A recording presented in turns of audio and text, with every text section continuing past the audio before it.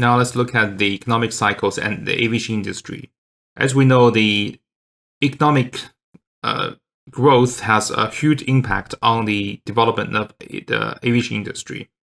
For businesses, when economy is strong, the business tend to have a higher travel budget. So therefore, this will be reflected on the business traveling activities. Similarly, for household, when economy is strong, employment rate is high, the real wages is high. So therefore, household will be able to afford more leisure trips.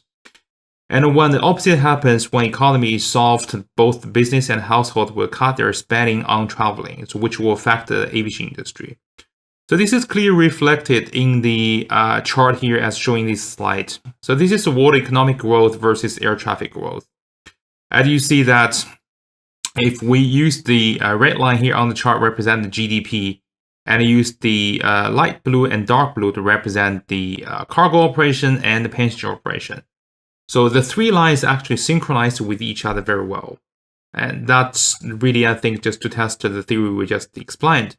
And also for the aviation industry, it is subject to a lot of global events, both the economic crisis and public health crisis. So starting from 1996 in this chart, as you see here, in 1998, the global economy was affected by the Asian economic crisis. Then in 2001, there's 9/11 terrorism attacks in this country in the United States. In 2003, it's SARS mostly in East Asia. Then in 2008 and 2009, it's global financial crisis. All of these events had a huge impact on the economic activities and also on the aviation traffic flow.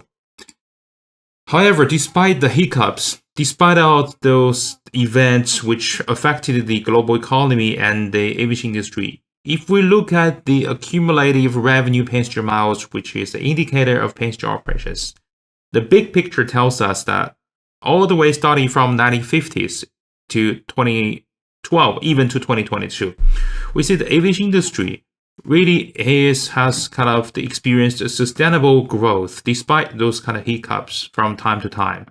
So the industry proved to be very robust, proved to be a very essential component of the economy. And that is the interaction between economic activities and the aviation industry.